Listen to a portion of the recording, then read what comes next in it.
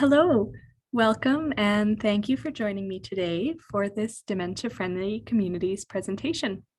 My name is Abby Wolf, and at the time of this recording, I am the Public Awareness Coordinator at the Alzheimer's Society of Saskatchewan.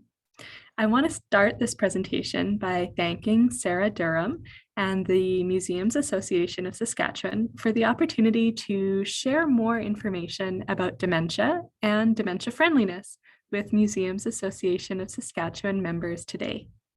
When Sarah initially reached out to me in 2021, she indicated that learning more about dementia may be of interest to museums so that they could better connect with and support the community members that visit their spaces and access their programming.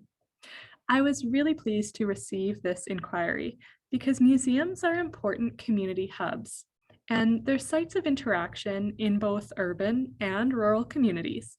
And we know that communities of all types and sizes have a role to play in building a more dementia-friendly province.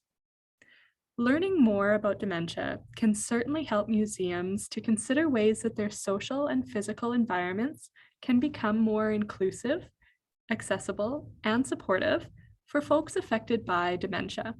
And today I'll try to share more information about dementia-friendly communities that is relevant to museums.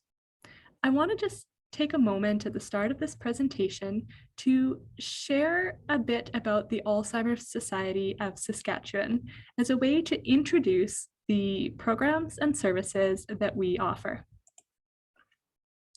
The Alzheimer's Society of Saskatchewan is the province's leading nonprofit providing support, information, and programs to people affected by dementia.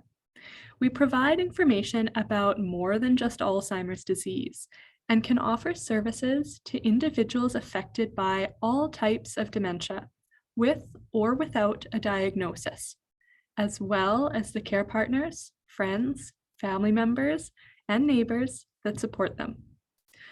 We know that dementia is a compelling health issue in our province.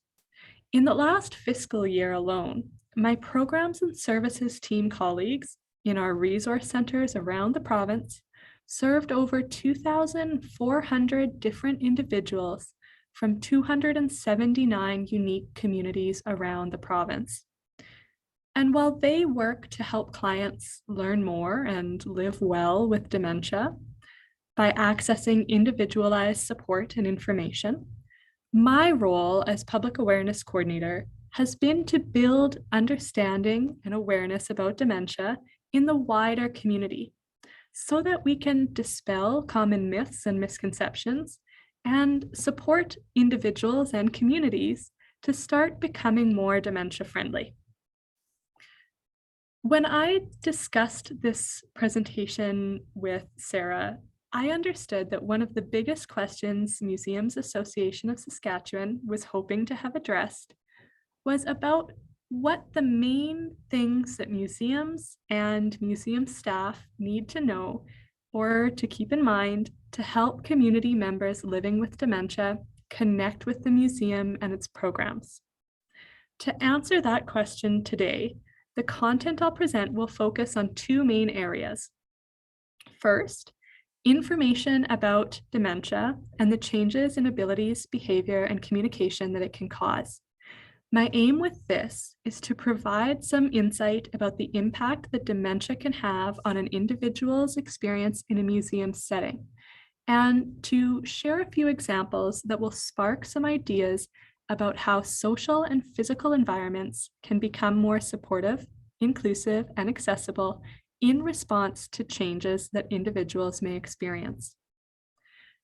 Along with that, we'll explore more about what it means to become dementia friendly and the concept of dementia friendly communities, including ways that groups of all types and sizes, including museums, can contribute to dementia friendliness and can start exploring questions about a dementia friendly lens through which they can better understand how spaces, cultures, and programming can increase dementia friendliness. I'll also talk a little bit about the resources and learning opportunities that are available to you following this presentation, because it's important to note that we have limited time today and a lot of information to cover. So let's start right away by defining the concept of dementia friendliness. The concept of dementia-friendly communities has been around for a number of years, with initiatives in many international countries, including the United Kingdom, Europe, United States, Japan, and Australia. There are many unique aspects of each country's approach to dementia friendliness, but the general consensus around the definition of a dementia-friendly community is that it refers to a place where people with dementia are supported to live well and participate to the fullest extent possible. Dementia-friendly communities are not limited to municipal boundaries like towns and cities. Groups of all types and sizes, including informal social groups, businesses, organizations, and other places within the community, can become dementia-friendly too. Being dementia-friendly is not about a set state of achievement or a status, but it's an ongoing process of becoming more supportive, inclusive, and accessible for individuals affected by dementia through continuous consideration and awareness. Dementia-friendly communities is distinct from other friendly initiatives because it considers both the cognitive and physical impairments that dementia can cause. Dementia-friendly considerations often have universal applicability, but not everything that is deemed suitable for physical accessibility requirements or for age-friendly requirements is helpful for individuals affected by dementia. Working specifically with dementia in mind, dementia-friendly communities makes sure to address the cognitive challenges that can occur, the progressive nature of dementia, and the role of care partners in supporting individuals. Dementia-friendly communities also addresses the stigma associated with dementia and the associated risk of social isolation that people affected by dementia and their care partners can face because of that stigma. So when we're talking about dementia-friendly communities, why is this relevant to museums? Well, the role that museums play in dementia-friendly communities can be a big one because museums are both an important pillar of community and a community in themselves. Museums have physical and social environments, and they're sites of interaction, connection, and reminiscence, and they provide access to resources and lifelong learning opportunities for individuals in the larger communities that they serve. Museums are able to support someone affected by dementia to remain engaged and connected with activities for longer in ways that are meaningful to them.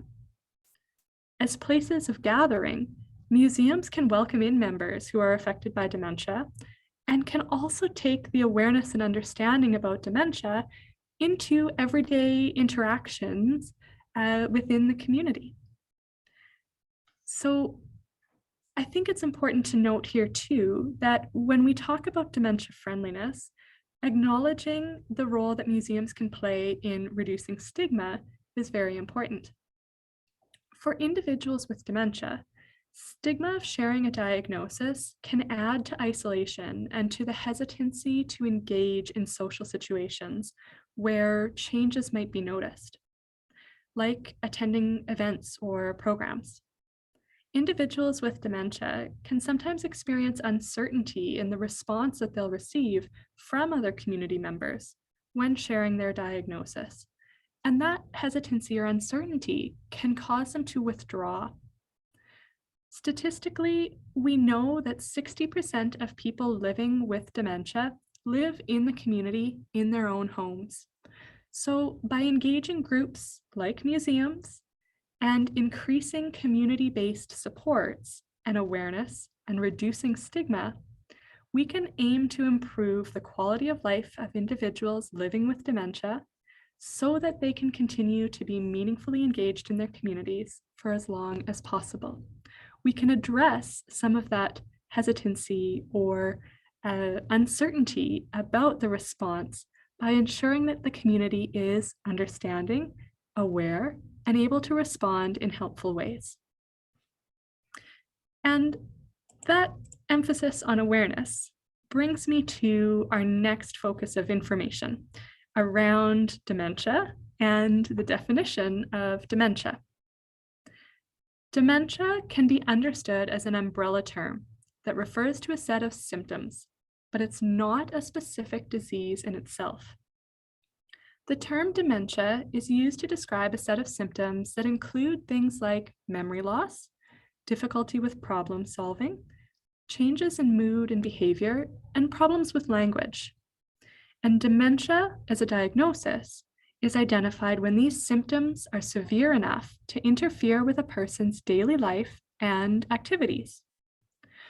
When someone talks about Alzheimer's disease or vascular dementia, what they're actually talking about are types of neurodegenerative progressive conditions that affect the physical structure of the brain, causing dementia. What you see on this slide right now is a listing of some of the more common types of dementia. And this is meant to represent how types of dementia fall underneath that umbrella. So you can see here that there are many different types of dementia. And this listing is just a small sampling. It's not an exhaustive list. There are many more types not listed here. When we talk about types of dementia, it's important to note that different types of dementia affect the brain differently and present and progress in different ways. So the differentiation between terms and understanding the difference between terms like dementia and Alzheimer's disease becomes very important in acknowledging that not every person living with dementia has Alzheimer's disease. And the experience of someone with a different type of dementia may be very different than an individual living with a type of dementia like Alzheimer's disease. So acknowledging that and noting that dementia is that overarching umbrella term and different types of dementia are unique is very important in building awareness and acknowledging the experience of individuals living with dementia. The key takeaway here is that depending on the type of dementia that someone has and the way it affects their brain, they can experience very different symptom progression and presentation. And this means that dementia is about more than just Alzheimer's disease and more than just memory. It also means that the terms Alzheimer's disease and dementia cannot be used interchangeably because not everyone that lives with dementia has Alzheimer's disease.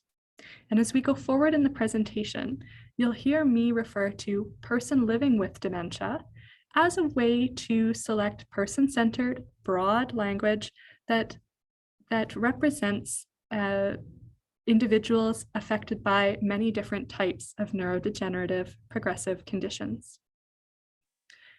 What's important to note here when we're talking about dementia is that more research is still needed to further determine exact causes and cures. But what we do know for certain is that dementia is not a normal part of aging. Neurodegenerative progressive conditions like Alzheimer's disease should never be assumed to be inevitable parts of aging. Research tells us that age is a risk factor, but it's not the only one. And it should not be assumed that age is the only cause of dementia or that dementia only affects older adults. Individuals have been diagnosed with dementia in their 60s, 50s, and even 40s. And when we talk about dementia, it's also important to note that there are some treatable disorders that can cause similar dementia-like symptoms including things like medication interactions, untreated infections, particularly urinary tract infections, and severe vitamin deficiencies, particularly vitamin B12. These treatable conditions are part of what makes early and specific diagnosis so very important, because if an individual is experiencing symptoms due to a treatable condition, access to appropriate treatment as early as possible is so incredibly important. Now, another image to share with you today is this image of the different areas of the brain. And I don't share this to get too in-depth into anatomy and physiology, but I use it to point out how different areas of the brain are in charge of different functions. And again, how the different ways the brain can be affected by types of dementia can cause different changes to be experienced. So let's use the example of frontotemporal dementia. Frontotemporal dementia is a type of dementia that primarily affects the frontal lobe of the brain, depicted here in pink, and the temporal lobes of the brain, depicted here in yellow. Individuals experiencing frontotemporal dementia typically tend to present with changes in personality, mood, and behavior, sometimes seeming as if they have no filter in what they say or in social interactions. And individuals with frontotemporal dementia may not experience memory loss as early warning signs. This starts to make sense when we recognize what the different areas of the brain being affected are in charge of, and how the frontal lobe of the brain is in charge of things like personality, behavioral control, and mood and emotions. And the temporal lobe of the brain is in charge of things like language, understanding, and memory. The reason why I share this and the reason why I emphasize this example is again because individuals can experience changes beyond just memory loss. And while we cannot see the changes in the brain occurring, while we cannot tell that someone has dementia simply by looking at them, understanding that the symptoms that are occurring are due to the way the physical structure of the brain is changing is important in helping us build understanding and recognize changes and appropriate responses when they do occur. So let's talk more about those changes. Over the next few slides, I'll share examples about the 10 evidence-based warning signs of dementia. And I'll talk about these in terms of the categories of changes in abilities, changes in behavior, and changes in communication. The 10 evidence-based warning signs are reviewed and endorsed by the College of Family Physicians of Canada. And when I say there are 10, it's important to note that I do not mean someone with dementia will experience all 10 of these warning signs at once. I don't mean that someone has to have all 10 of these warning signs to receive a diagnosis of dementia. In fact, every individual can experience warning signs differently. And the way one person experiences the warning signs may be very different from another person based on what type of dementia they have and their own unique characteristics. Something is only considered a warning sign if it's a change from normal function for that individual.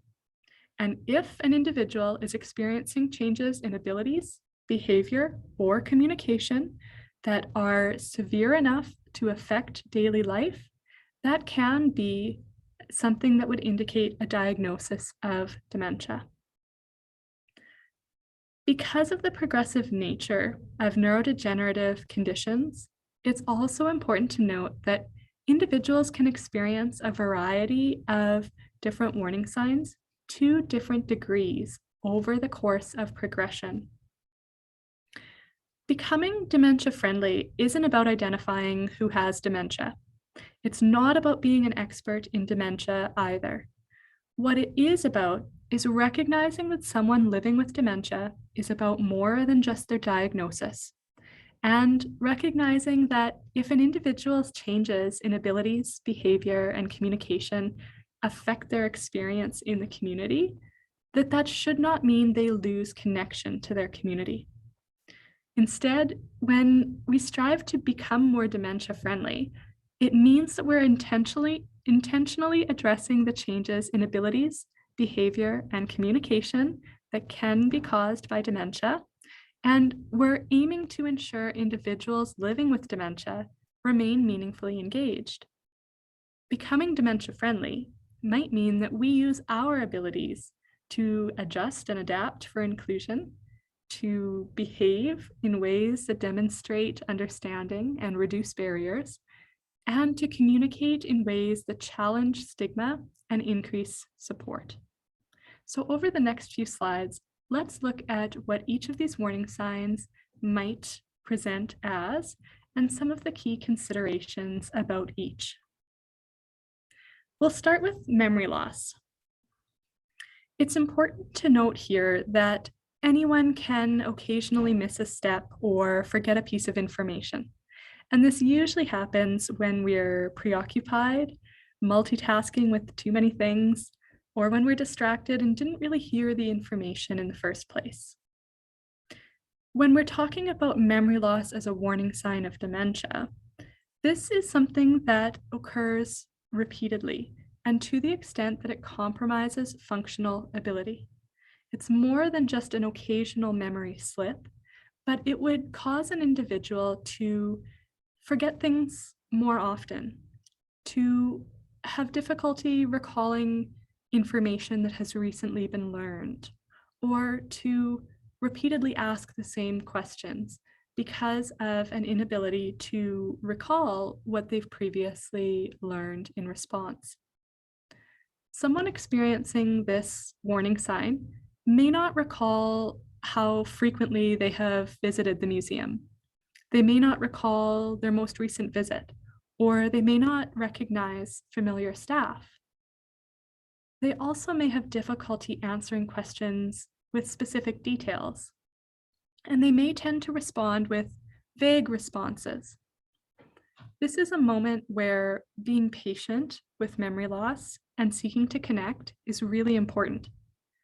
What we recommend in terms of dementia friendliness in response to this particular warning sign is to work with the person to find ways to support them and to recognize that memory loss is due to the way dementia is affecting the physical structure of the brain. This can help people be patient in their response and to seek to find supportive ways to connect. Things like shifting the focus from putting memory loss on the spot. If I was trying to do this in an attempt to become more dementia friendly, I might avoid saying things like, "You remember me, don't you?" And instead, I might try to introduce myself each time I meet with an individual. I might focus on wearing something like a staff marked shirt or wearing a legible name tag that can clearly identify me for an individual that I am connecting with. I might also seek to think about ways that we support individuals who might be experiencing memory loss by providing information in a number of formats. So for example, I might try to ask myself, are there ways that we provide information to individuals, such as written reminders about dates and events, or written notice of membership renewals? Might someone prefer to have an email or phone reminder on the day of an activity or program that they've signed up for, in case memory loss affects their ability to recall that particular event? And I might ask myself questions about how I can share information with individuals in ways that helps them to connect and be able to have reference points for that information. Things like prompting someone to write down the instructions that I'm sharing over the phone while I'm still on the phone with them. And other things to note in terms of responding to this warning sign is how important it is to be patient. Helping staff and colleagues to remain patient when dealing with repeated calls or questions is so important in forming a dementia-friendly response.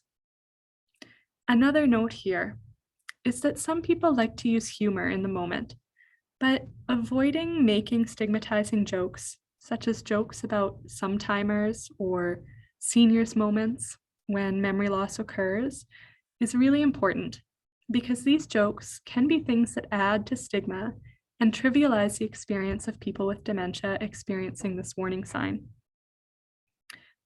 One last point to note is that when connecting with individuals experiencing memory loss, it's important to continue to speak with them and not to assume that their care partner speaks for them automatically. Now, in terms of misplacing things as a warning sign, again, these would be incidents that are not just out of absent-mindedness or distraction, but are occurring repeatedly and can cause confusion and frustration. For someone with dementia exhibiting this warning sign, it would be much more difficult, if not impossible, to retrace their steps to find a lost item because the information would no longer be stored in their brain in the same way to be able to think back through where an item might have been put. Individuals experiencing this warning sign can also place items in odd or inappropriate places, making it difficult to backtrack to find where they might be. And because an individual with dementia may have difficulty recalling where an item has been placed, sometimes they may become accusatory of others because the only logical explanation from their perspective might be that the item has been taken from them. In a museum setting, a person with dementia might have difficulty retracing their steps to find items that they're looking for, or they may have difficulty recognizing where an item should be returned. They may also have an increase in lost items that have been left in odd places. And in response to this particular warning sign, it's important to work with the person and within your own systems and protocols to find ways to respond that are helpful and maintain the dignity of the individual. In the moment, if someone is accusatory, aim to not become defensive or argumentative, but to offer assistance, to validate the frustration that they may be feeling, to recognize how difficult it might be from their perspective to have lost or misplaced that item, and redirect as needed. Now, in terms of the two other changes in abilities that can occur, it's important to note difficulty performing familiar tasks. This particular warning sign might look like someone having a sudden struggle to complete an action that was once routine.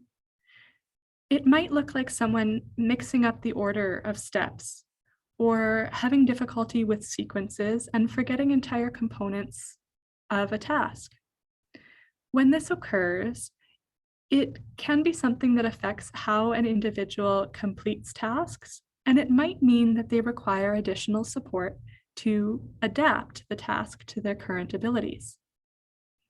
Someone may struggle with processes like buying a ticket, renewing a membership, participating in a program, or following instructions to fill out a form. In these situations, breaking down the task, offering one piece of information at a time, and including prompts or cues along each step can be very important. As well, providing a demonstration or an example that individuals can model their actions off of or mimic throughout a task can also be helpful for individuals who may have difficulty recalling and properly sequencing steps of a task. At programming, and particularly in locations that serve members of the public, like museums, it's important to ensure that staff and volunteers or other facilitators are conscious of this particular warning sign and use that awareness to adjust the way they provide instructions and lead group activities.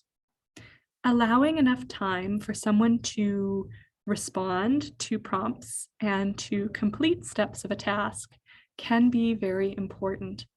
And considering the pace at which processes are undertaken is important too, because individuals experiencing this warning sign can experience an increase in frustration or upset when they feel rushed or pressured to complete components of a task.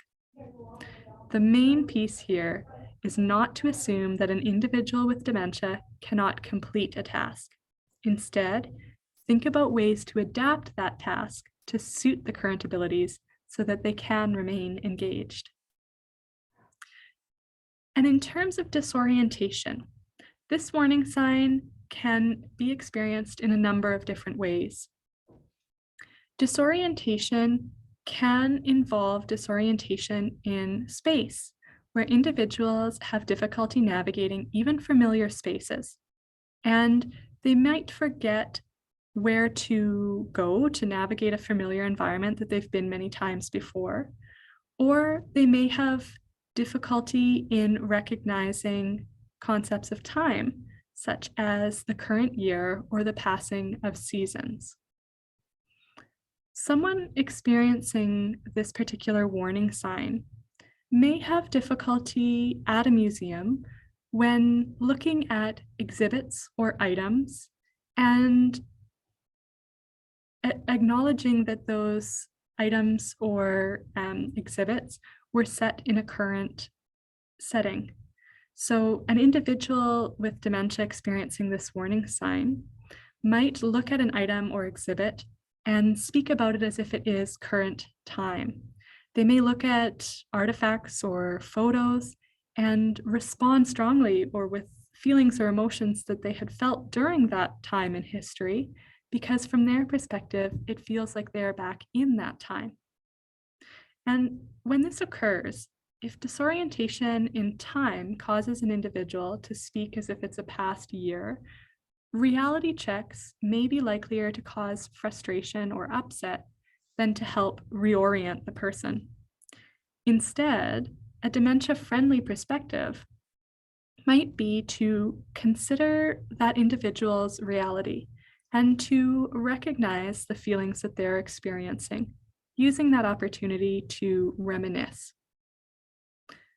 When we talk about disorientation in terms of spaces and difficulty navigating spaces, individuals with this particular warning sign may rely more on landmarks and familiar locations. They may have difficulty when seasonal displays or renovations change the look of a building or entrance or key navigational point. And they may have difficulty answering questions about where they're going or how long they've been gone. This particular warning sign can impact safety, especially if a person dresses inappropriately for the weather, is not able to recognize how long they've been out, or has difficulty navigating a safe route home. My colleagues in the Programs and Services Department encourage individuals living with dementia to develop a multi-step safety plan that can help to reduce safety risks associated with this warning sign. But from your perspective as community members and as eyes and ears in the community, recognizing this warning sign can help you to offer support if a situation arises where an individual is disoriented or lost. And just having awareness about this warning sign and what it might look like is very important in contributing to a more dementia-friendly community. Something to note here as a very simple example is that an individual experiencing disorientation in time and space may require additional assistance to navigate to an item or to find an item that they're seeking. Often I use this example when speaking with grocery stores or retail settings, but it has relevance in a museum as well. And when this occurs, instead of providing verbal directions only or simply pointing to guide the person, it may be more important to accompany an individual to the place that they are trying to go, such as guiding the person to a particular exhibit or item, or using key or using greeters at key muster points when activities are scheduled in your space, and looking at ways that you can help the individual to use navigational aids within the space to move about more confidently. Now, there are a few changes in behavior to talk about, and these can include changes in personality, mood, and behavior. And these would be things that are out of the ordinary feelings of confusion, paranoia, or suspicion that are changes in an individual's normal way of function. Things that are uncharacteristic for an individual would be what is indicated here in terms of changes in personality, mood, or behavior. This is very different than subtle shifts in response to things like stress that can come up on a daily basis. When we're looking at this particular warning sign, it's important to recognize that someone experiencing these changes may become more easily overwhelmed in groups and may prefer quiet settings or options for individual or smaller group activities to participate in where they have less stimulation. Individuals may also become fearful or upset if they're separated from a care partner at a program, or if they seem like they have no filter in verbal interactions, it may be because of changes in that frontal lobe of the brain. Someone experiencing this warning sign may also have an unexpected reaction to an exhibit or a display, like being more emotional or upset for reasons that seem unapparent to others around them. Understanding how this might be an indicator of types of dementia like frontotemporal dementia and treating the person with dignity is important. And also reminding individuals not to take it personally when these warning signs occur. If someone is suspicious or paranoid or feeling overwhelmed, don't argue with the person or try to reason, but instead remain calm and try to understand what might be influencing their response. When we look at changes in behavior, it's also important to acknowledge loss of initiative can be experienced because a loss of initiative has a big impact on an individual's risk of social isolation. Loss of initiative is sometimes called apathy. And when we talk about this particular warning sign, it might look like someone being unusually passive, withdrawn, or disinterested in hobbies and activities that they used to really enjoy. They may require prompts and cues to get involved because it's more difficult to think of things to do and to overcome that first step of initial involvement. I've heard people describe this warning sign as feeling like they're get up and go, got up and went. And even though they still had abilities in many ways, they needed the support of others around them to get involved and use those abilities. When we talk about impaired judgment as a warning sign, this would be something that refers to not just occasional spontaneous decisions, but an increase in unusually impulsive decisions or changes in patterns of decision making that are out of the ordinary for an individual. Sometimes this warning sign can affect a person's safety, especially when it causes changes in the way they manage money or recognize medical conditions and seek support or treatment. One of the things I want to note here when we're talking about all of these changes in behavior that can occur is that it is a myth that people with dementia always become more aggressive. Changes in personality can also mean that an individual becomes more withdrawn or quiet. And this is really important to acknowledge because sometimes assumptions about what changes in behavior will look like for an individual can create unnecessary fear that adds to layers of isolation when other individuals withdraw or are more hesitant to reach out to individuals experiencing changes in behavior. Now, the remaining two warning signs to talk about include changes in communication, and these can affect both an individual's ability to understand what is verbally communicated to them, as well as their ability to communicate what they are feeling or trying to say. So some forms of dementia affect the area of the brain in charge of language, even before memory loss is involved. Often, this becomes apparent when an individual has changes in vocabulary or the way they speak and might have difficulty finding words.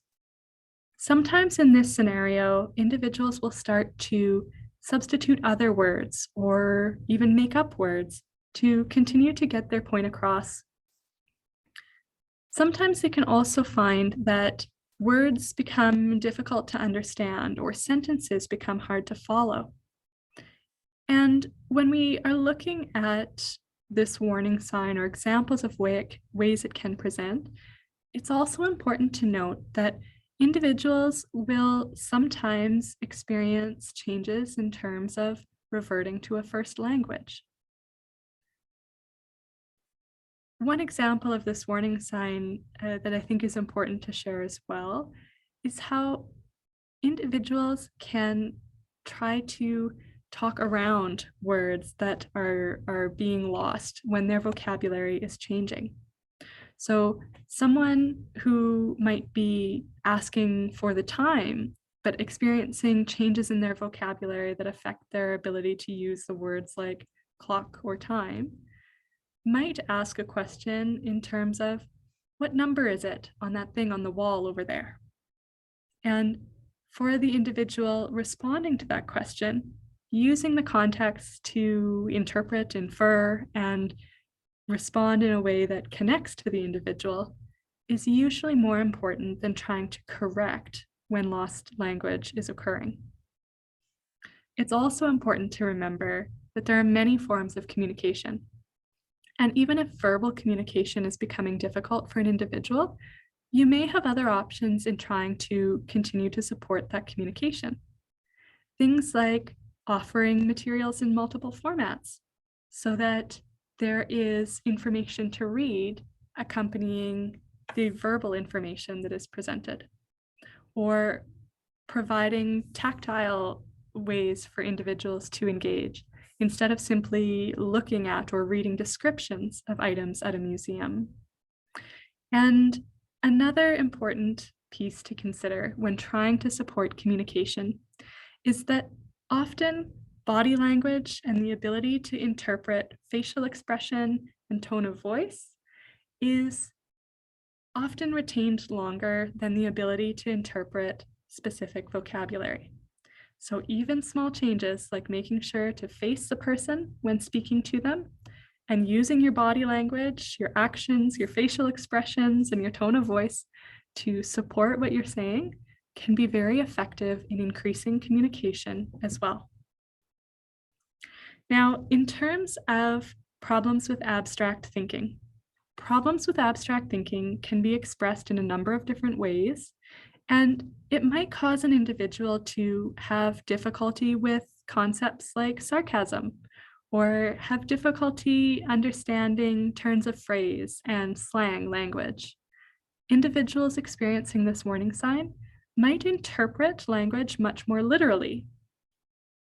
They also may have difficulty understanding symbols that are used in place of words, such as on signage, or they may need assistance in understanding what coins add up to a certain dollar value.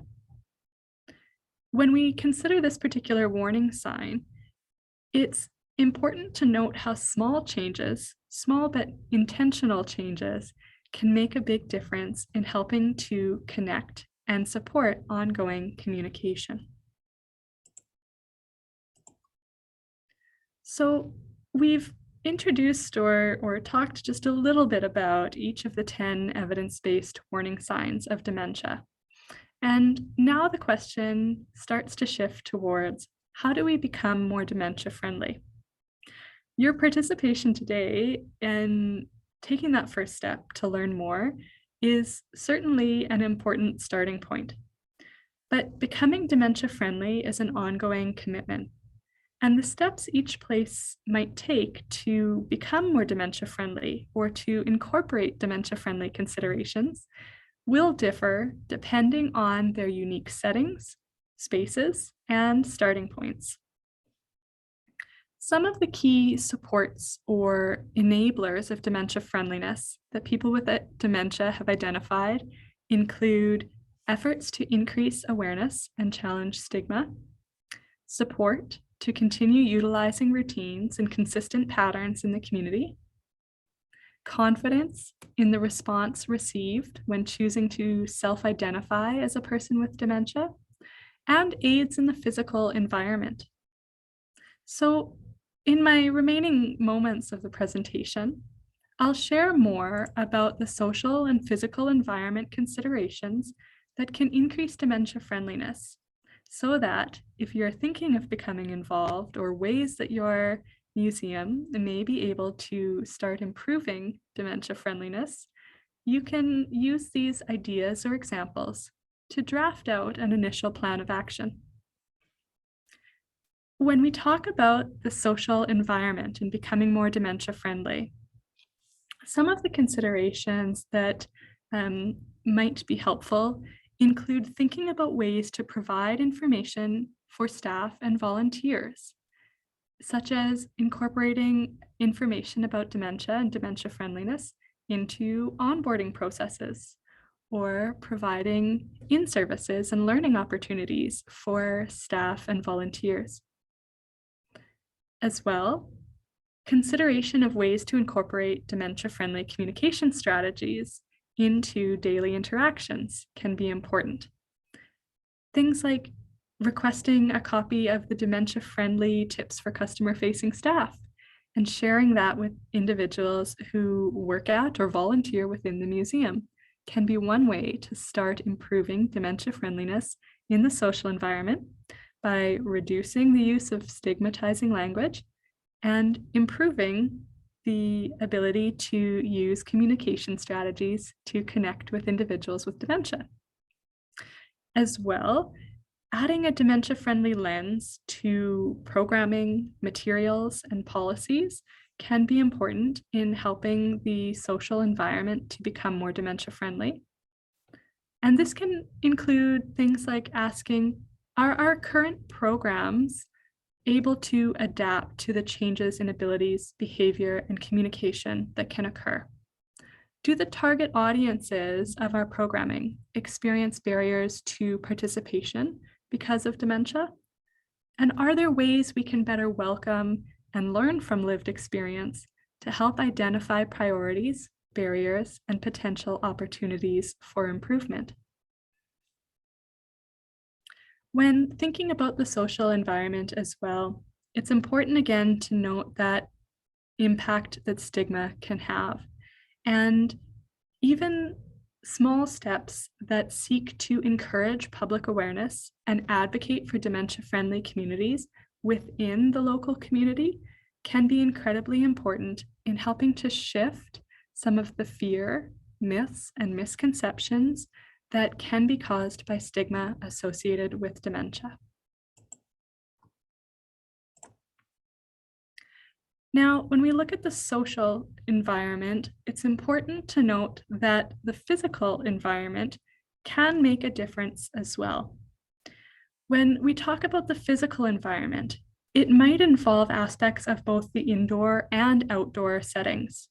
And to start assessing a museum's indoor environment or outdoor environment and identifying options for improvement, tools like the indoor or outdoor checklist that is available in the Alzheimer's Society of Saskatchewan's Dementia Friendly Communities toolkits can be useful for providing a practical starting point for conversations about dementia-friendly physical environments. And some of the changes that communities or museums may incorporate to address their physical environment might look at signage in terms of its placement and its design or format. It might include considerations for surfaces or landmarks or lighting within spaces. And when we're looking at any of these considerations for physical environments, what's important to note is that we're developing this dementia-friendly lens that helps us identify where barriers or challenges might be caused in the physical space.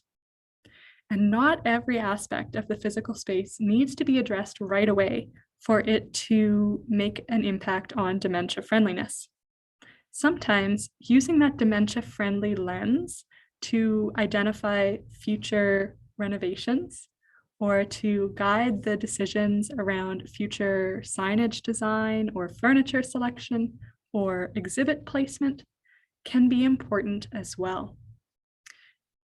And when we're looking at the physical environment, asking ourselves questions about what can we improve now, what could be possible in the next few years, and what would we like to see in the future can be very important.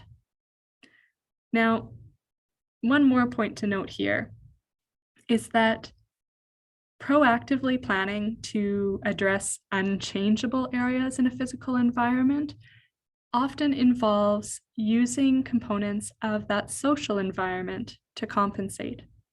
So often in dementia-friendly literature, I come across examples of things like patterned flooring that can present difficulties for individuals living with dementia. Patterned flooring, particularly blue patterned flooring, can sometimes look like slippery, icy, or watery surfaces. And things like dark mats near doorways can sometimes look like an elevation change or a hole. In that case, this flooring or these mats may not always be able to be removed because they serve a purpose of safety around reducing slippage at doorways. And what we need in that case to ensure that people with dementia don't experience barriers to accessing that physical space is for the social environment to step in and compensate for that challenge in the physical environment. So where patterned flooring or a dark mat may be necessary, staff that are trained to recognize the potential challenge that can present and to understand what might be going on when a person with dementia is hesitant to cross that entryway or cross that mat, then allows those staff to respond by welcoming the person in and taking steps to help reassure them and allow them to access the space with some supportive assistance.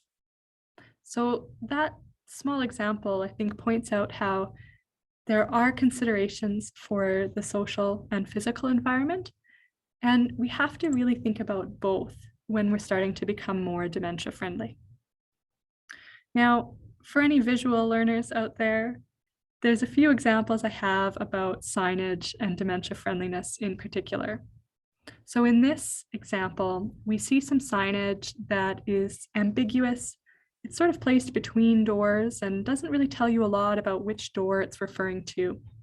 The glare of the lighting and the shiny reflection also creates some challenges for individuals with dementia who may have problems with abstract thinking or challenges in terms of interpreting visual information. This particular signage as well is something that is incredibly abstract in its design, and that can present difficulties for individuals who are experiencing problems with abstract thinking. This particular signage was meant to indicate a men's and a women's washroom. And for this signage to be effective, an individual needs to be able to first recognize what word the design is trying to convey, then understand whether that means a sink and a toilet are behind the door so that they can confidently navigate through the correct doorway. More dementia-friendly signage might have instead included key and clear words to communicate what is behind the door, may have used more familiar symbols, and may have been placed on the door so that it was more identifiable for an individual. But this particular example of signage may not have high enough contrast or visibility between the dark color of the door and the dark signage. Whereas something like this example may present more easily visible information, making the signage more effective for people with dementia. Now, as I come to the final few moments of my presentation, I want to acknowledge ways that you can get involved in becoming more dementia friendly. And first and foremost, to acknowledge that if today's presentation has identified warning signs or changes that you recognize in yourself or in others, contacting the Dementia Helpline is one way for individuals to access support, ask further questions, and connect with information to help them learn more and live well with dementia. Additionally, anyone and everyone who attended today is invited to become a dementia friend to continue learning more in a convenient and simple way. Dementia Friends receive an email newsletter to provide practical tips and strategies and examples similar to what I've shared today that can help them understand strategies to use in their everyday interactions. And regardless of whether your group or business or organization is ready to start becoming friendlier, you as an individual can become a dementia friend to continue building your awareness and understanding and contribute to a dementia-friendly community, one friend at a time. When we talk about steps that a community can take, a community as a whole, it's important to acknowledge that commitments to reducing stigma are very important. So sharing what you've learned today with others in your network, taking steps to share information about dementia or offer additional learning opportunities by connecting with the Alzheimer's Society of Saskatchewan can be important in helping address stigma within your community and positioning yourself as a champion of dementia-friendly efforts. Also, requesting tools and resources that the Alzheimer's Society of Saskatchewan has available to help promote dementia friendliness can be a great first step. And these can include things like the toolkits, which have physical environment checklists available, or tips for customer-facing staff resources, or the newly available online course available through Dementia Friendly Canada, which seeks to provide a self-paced online learning opportunity for professionals in various sectors.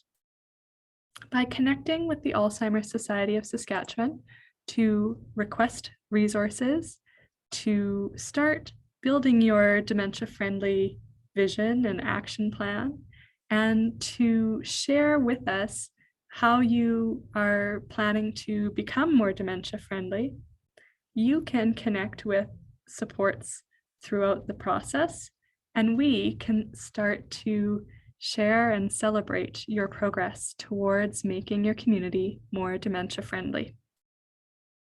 I hope as you've connected with the information today that this provides you with some initial inspiration and ideas about ways to become more supportive, inclusive, and accessible for individuals affected by dementia in your province and your communities. And I will turn it over now to question period with a note of thanks for your attention and interest in the presentation today.